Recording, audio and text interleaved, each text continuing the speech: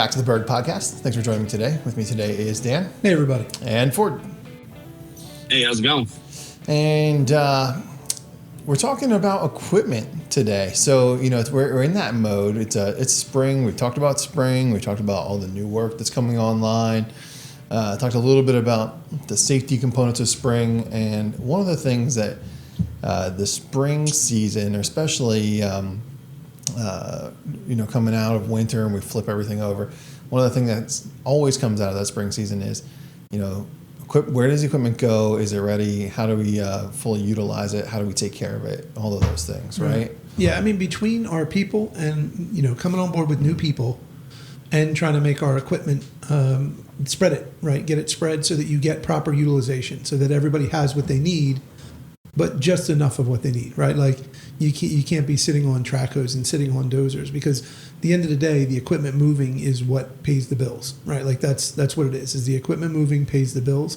We're not a labor company. We're a heavy civil company, and we got to run the equipment to go. Mm-hmm. And so coming into spring, those two things really, that's where like the rubber meets the road, so to speak, is we gotta get the equipment where it has to be, get it working efficiently, and make sure that everybody that's new to the team understands what they have, what the responsibilities, the expectations are, and everybody that's been with us gets back up to speed to doing, to working at the pace that we have to, at the rates that we have to, with it, whether it be production rates or day, durations. Yeah.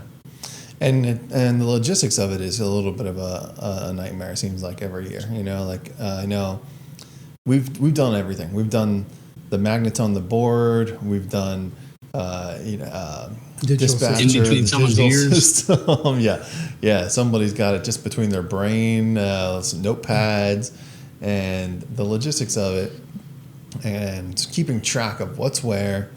We've got the GPS and all of those things, but it's a little bit of a monster. Yeah, especially and it's not physically knowing where it is. Like, that's important, right? But you said about the GPS, like, that's true. We can look at the GPS and see where all the equipment is, but it's about allocation. It's about, like, not where is it physically, where is it? Where is it in the job? Where is it in the responsibility? Where is it in the need? Mm-hmm. And that was one of the things that it is not fair to compare across to us being, a 10-person company to now.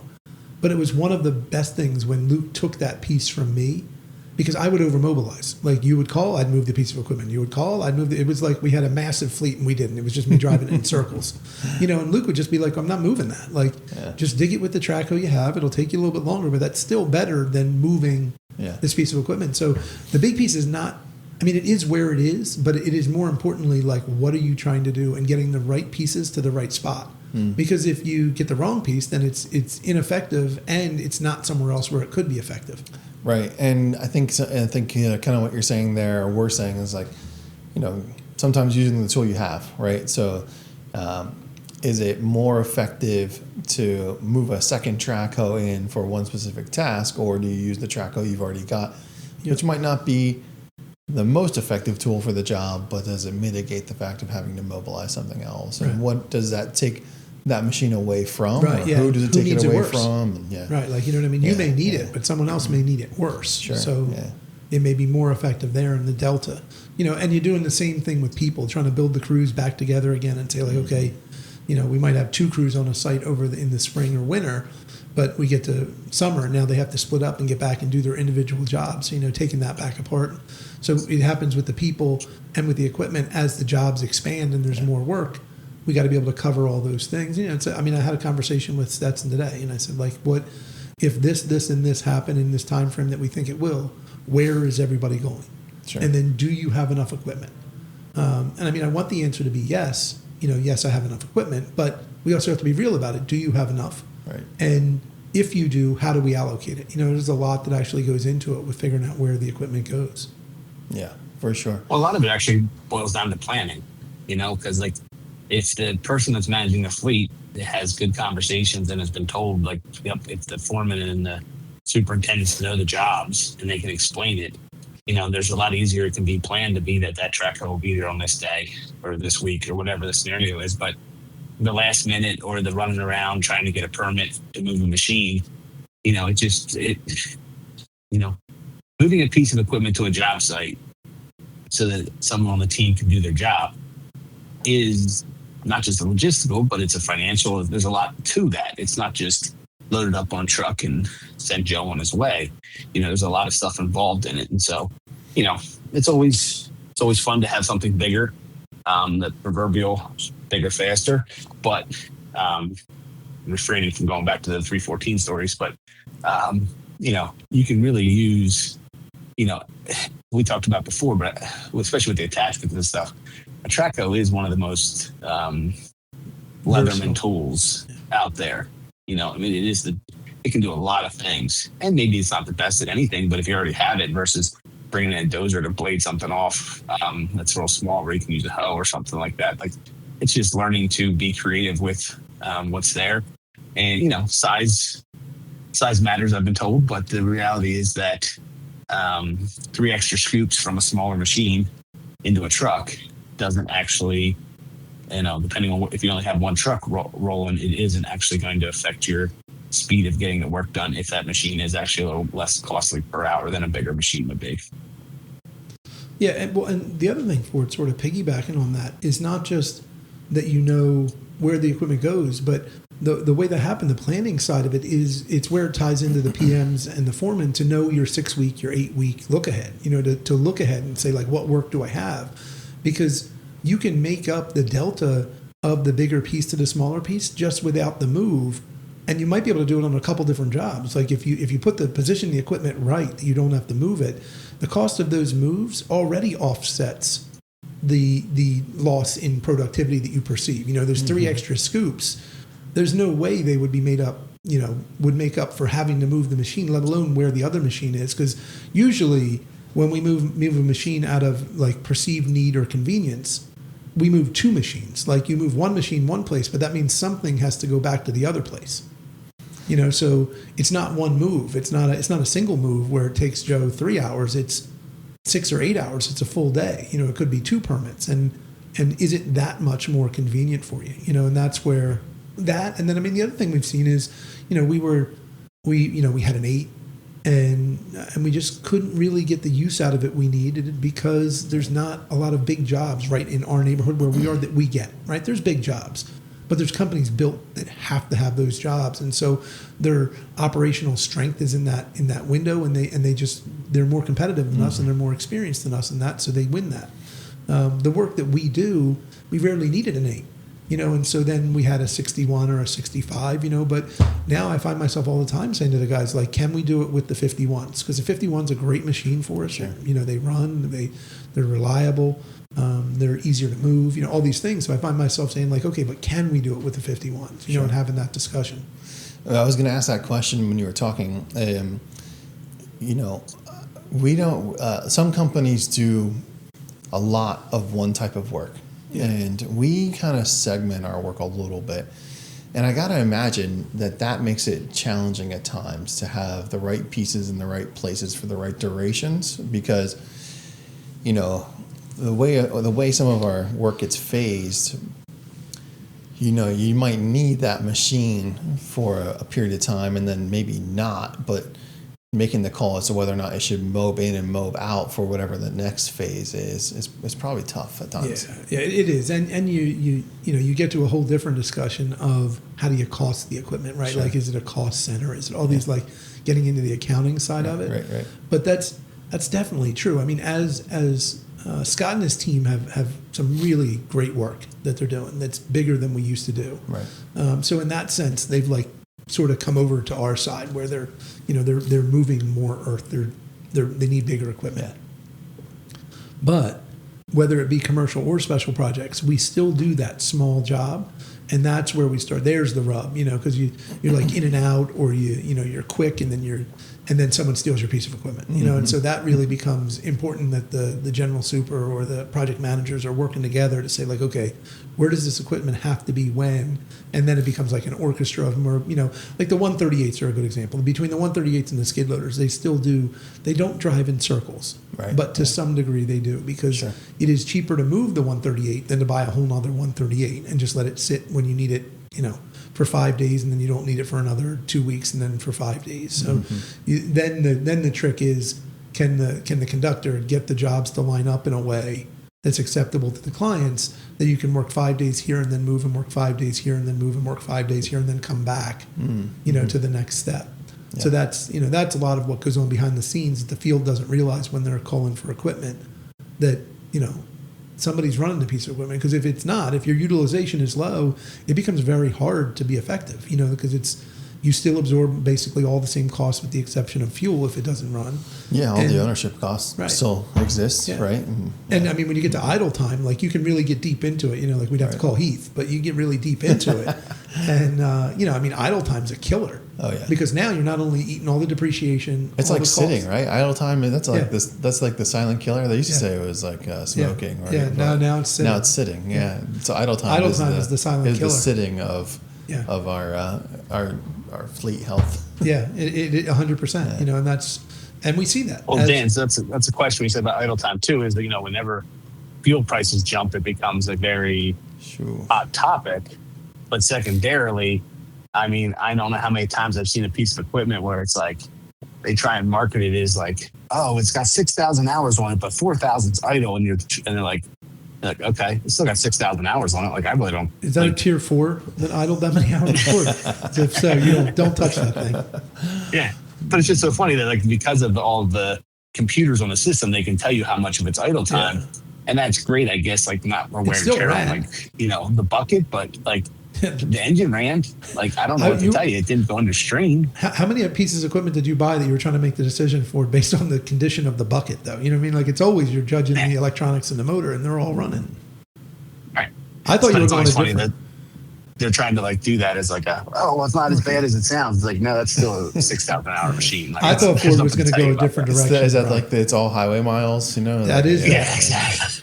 I thought Ford It's a was going to Grammy's go car. It's been sitting at home. with when he when you pull on a site and the foreman's truck is idling, so that it can like run the GPS. I'm like, all right, now this doesn't make sense. You got an 8-cylinder gas or diesel motor running something that could run on like a solar panel or a car battery or a little tiny generator. Or little generators that charging their phone's the had. killer too, which I get it. Listen, my phone has Charging died your and you've had to do it, but it's Sure. it's just it's not productive, especially not with fuel being what it is today.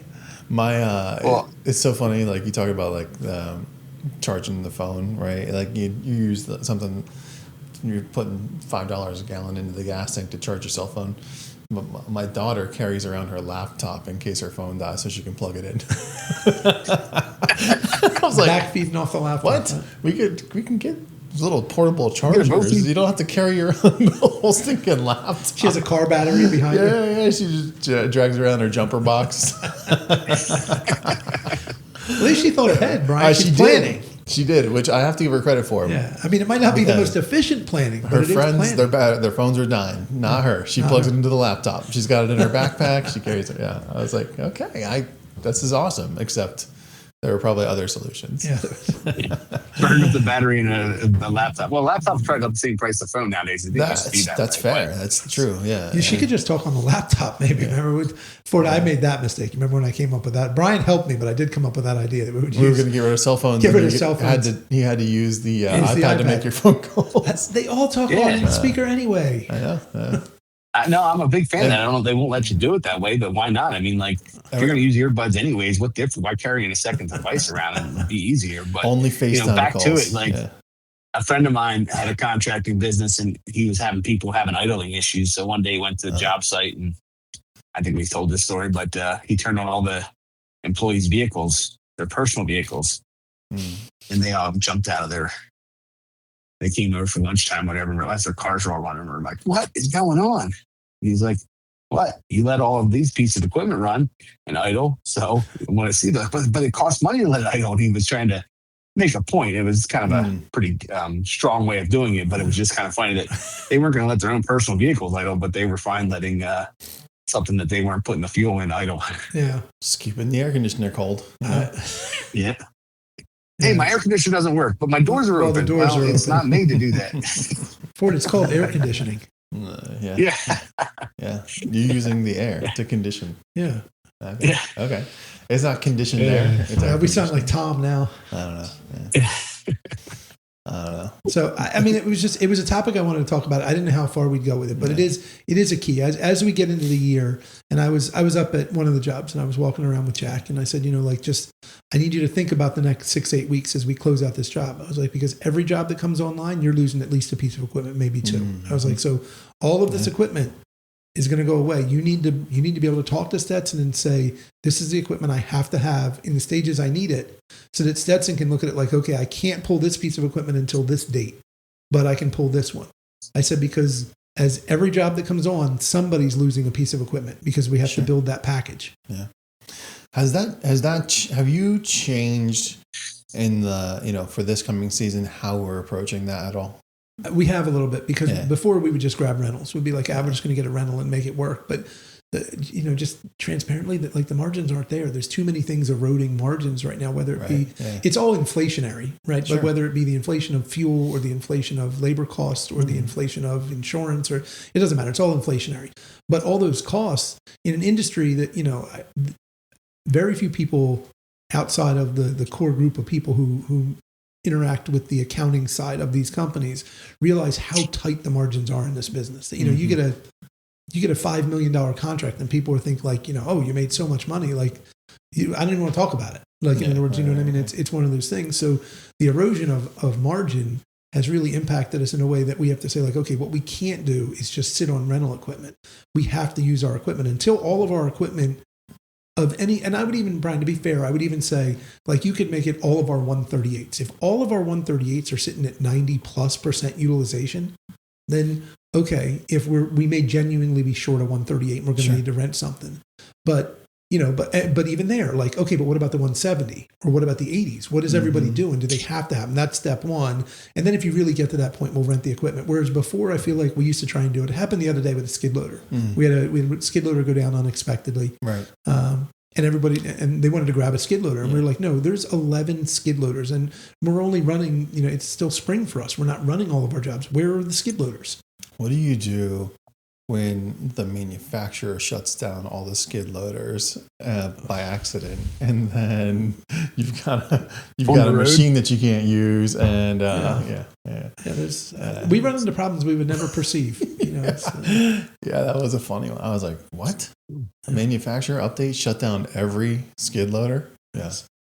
It seemed like a good idea. All the newer ones that connect to the internet, apparently. That's the old ones, they ran fine. The old connect ones. Connect them to the internet. It's good for everything. It's going to be great. Automatic updates. I was, we haven't talked about it, I don't think at all, but the Artemis, that Artemis trip that came back, which is pretty crazy. I mean, for me, the going to the moon is really cool and everything, but the math of what they just did, like the construction side and the math side, is just unbelievable to me. I mean, the window for error that they had was so small in getting this whole thing to work using gravity of multiple things.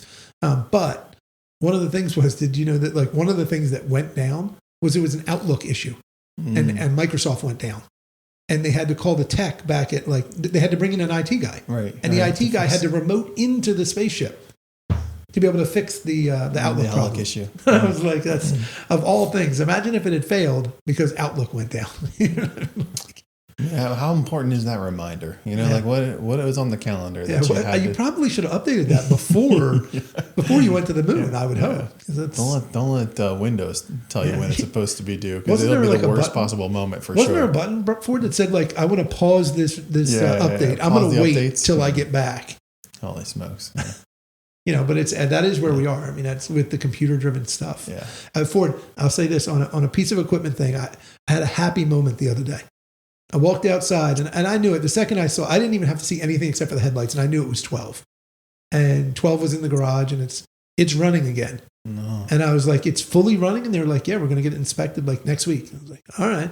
They're like, you want to start it? I was like, I do want to start it. Like, because that 12's got, I don't know what truck it would be for you that way. Because Ford does, Ford's a car guy. Sure. But I don't know that we still have any of his, because you had 24, 45, you didn't have that long. I don't know if there's one. But for me, Ford knows it. 12's, Sure. I had 12 for a little while, and then it did a lot of work for us, in snow and me driving around. And then Gary had it for years. Mm-hmm. I started up, it sounded exactly. It made me think about it when I said about what companies can do when they build things. That 12 still sounds exactly the same as it did when we bought it. It's just, and it's got, I don't know, 280,000 miles on it, and still motor sounds Good great. old power stroke. Yeah. Good old power stroke, no problems on it. Everything will fall off around it, but it's still running. That's the key to it. We had to bolt that frame back together, but the motor tip top. Oh man. That tan interior Ford's not looking so good. It's a little worn now. I don't know that the black would have served any better, I but was gonna I say, still. Ford's not a big fan of the tan interior. He's not. It's an internal joke between Ford and I. It was the one that was available until I got it, and it was a good deal. But Ford was like, "This is a tan interior. It's never going to last." That I will point out that 24 left well before 12 with its death wobble that could kill someone. So the tan interior may not have been a great choice, but the truck lasted. Okay. All right. Well, it just depends which 24 you're talking about. Because Yeah, there've been a couple That's named true. 24. That is so, true. Ford's 24s always survive. Yeah, the 24 never goes down. Yeah. It's they like a might look pinch a little hitter. different. They might sound a little different, but they still got. I think the dog code. got one of them, right? Yeah. Oh, yeah. At least. That was a good one too, because Luke got a great trade in on that, even though the dog had had a little lunch out. But Yeah, he made his own home back there. Yeah, dog was That's a snacking on the upholstery. So I don't know. I don't know that we take this any further, but guys, it's coming. We're getting into full bore. Yeah.